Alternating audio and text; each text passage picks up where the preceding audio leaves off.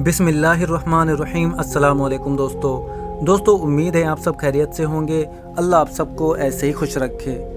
दोस्तों, आज का वाक़या बहुत ही दिलचस्प है क्योंकि आज का वाक़या उस खातून का है जिसने आज से 2 साल पहले बहुत ही हैरत अंगेज़ तरीके से इस्लाम को कबूल किया और जिसकी खबर ने पूरी दुनिया को हिला कर रख दिया।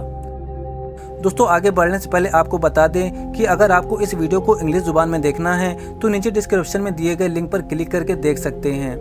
और दोस्तों, इसी तरह की मज़ीद स्टोरीज देखने के लिए हमारे चैनल को सब्सक्राइब कर दें और पास ही में बने बेल आइकन को भी दबा दें ताकि हमारी आने वाली वीडियोस की नोटिफिकेशन आपको सबसे पहले मिल सके। दोस्तों, बेशक इज्जत, जिल्लत और हिदायत अल्लाह के हाथों में है। ये ईमान अफरोज़ वाक़या इटली से ताल्लुक़ रखने वाली रज़ाकार सिल्विया रोमानो का है जो इस्लाम और मुसलमानों की शदीद मुखालिफत करती थी। इनको इंतहा पसंद तंजीम की जानिब से अगवा कर लिया गया था। 2 साल कैद के बाद इटली हुकूमत ने इन्हें तुर्क इंटेलिजेंट एजेंसी की जानिब से बाजियाफ्त करवाया। 10 मई को जब ये अपने वतन पहुंची तो लोग ये देख कर इंतहाई हैरान थे कि ये मॉडर्न लड़की मुकम्मल हिजाब में थी।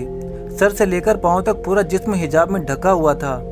मुल्क के वजीर आज़म इनको एयरपोर्ट पर लेने गए तो सिल्विया ने कहा कि मुझसे हाथ मिलाने की कोई कोशिश ना करे, ना कोई मेरे करीब आए। ये अल्लाह के नज़दीक बहुत ही नापसंदीदा अमल है। ये सुनकर सब इंतहाई हैरान थे। वो लड़की जिसका जिस्म देखने के लिए लोग तरसते थे, जो आज से चंद साल पहले अपना जिस्म दिखाना फैशन समझती थी, जिसको इस्लाम और मुसलमानों से शदीद नफरत थी, लेकिन अब इस्लाम की मोहब्बत में इस कदर बदल चुकी थी कि अपने मुल्क के वजीर आज़म के साथ हाथ मिलाना भी मुनासिब नहीं समझती थी।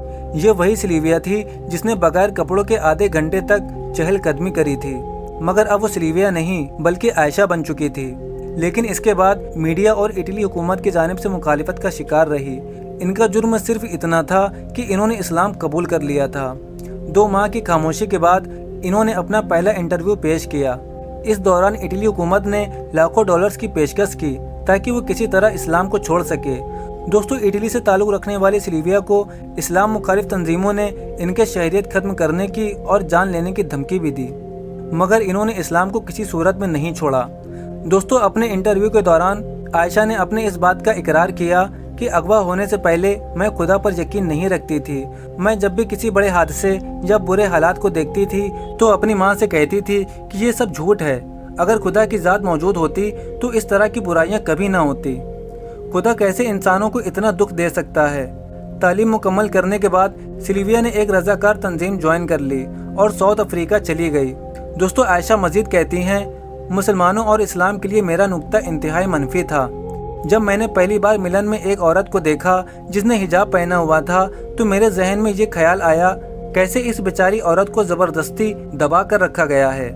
दोस्तों, इंटरव्यू के दौरान जब एक बार इनसे ये पूछा गया कि इस कदर मुखालिफत और नफ़रत के बावजूद आप इस्लाम की तरफ कैसे राग़िब हुई, तो इस पर आयशा का कहना था कि जब मुझे अफ्रीका से अगवा किया गया और जब वो मुझे लेकर जा रहे थे तो मुझे ख्याल आया मैं तो इस मुल्क में बतौर रज़ाकार आई थी, मैं तो इन लोगों के लिए कुछ अच्छा करने आई थी। आखिर मैंने ऐसा क्या गुनाह किया कि मुझे अकेले अगवा किया गया? किसी और लड़की को अगवा क्यों नहीं किया गया? क्या मेरे अगवा करने का फैसला किसी और ताकत ने किया? ये वो सवाल था जो मुझे खुदा के करीब ले आया। इसके बाद ना ख़त्म होने वाले सवालों का सिलसिला मेरे जहन में शुरू हुआ। कैद तन्हाई में मैंने बहुत ज़्यादा गौर व फिक्र किया। मेरे पास इन सवालों के जवाब नहीं थे, लेकिन मुझे इन सब सवालों के जवाबात की ज़रूरत थी। मुझे अंदाज़ा हो गया था कि कोई है जिसने मेरे लिए कोई अच्छा मंसूबा बनाया है। मैं बार बार यही सोचती थी कि कहीं खुदा मुझे सज़ा तो नहीं दे रहा, क्योंकि मैं खुदा पर यकीन नहीं रखती थी। दोस्तों, ये मज़ीद आगे बयान करती हैं कि अगवाकार मुझे अफ्रीका से सोमालिया ले गए। रात का वक्त था, मैं गहरी नींद सो रही थी। यहाँ मैंने ज़िंदगी में पहली बार ड्रोन हमला देखा। मैं बहुत ज़्यादा डर गई। मुझे लगा कि मैं मरने वाली हूँ। उस लम्हे मैंने खुदा से गिड़गिड़ा कर दुआ मांगी कि ऐ खुदा, मुझे बचा ले और मुझे अपनी फैमिली से दोबारा मिला दे।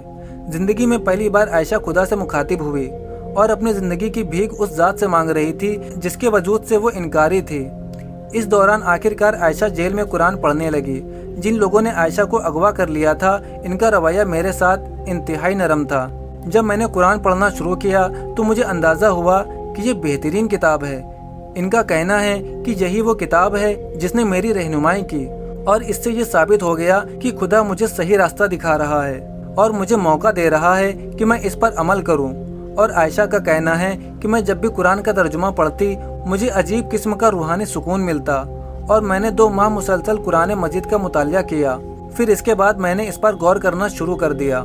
ہر روز میں خود کو زیادہ مضبوط محسوس کرتی جب تک میں نے اسلام کو قبول کر لیا۔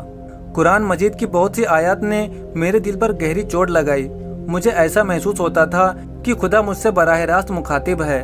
دوستو، عائشہ مزید کہتی ہیں، مسلمان ہونے سے پہلے سورہ انفال کی آیت نمبر 70 مجھے بہت اچھی لگی۔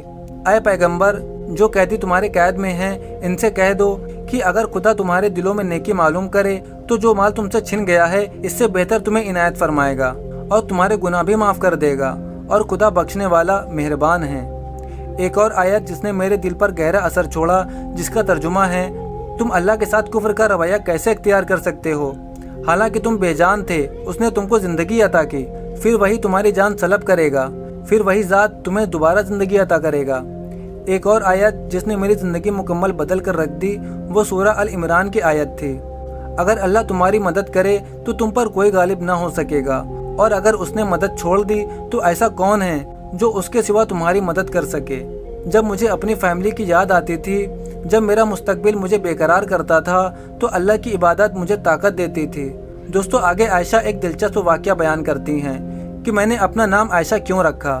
عائشہ سلویہ کا کہنا تھا کہ میں نے خواب میں دیکھا کہ میں ٹرین کی ٹکٹ خرید رہی ہوں، جبکہ میرے میٹرو کارڈ پر میرا نام عائشہ درج ہے۔ جب میں خواب سے بیدار ہوئی تو حیران تھی کہ خدا نے میرے لیے کتنا حسین نام چنا ہے۔ دوستو، یہ تھی ایک ماڈرن اور خدا کی ذات کی منکر مغربی لڑکی کی کہانی، جس کا قبول اسلام کا واقعہ اللہ تعالیٰ کا معجزہ ہے۔ بے شک اللہ تعالیٰ جس کو چاہے ہدایت سے نواز دے۔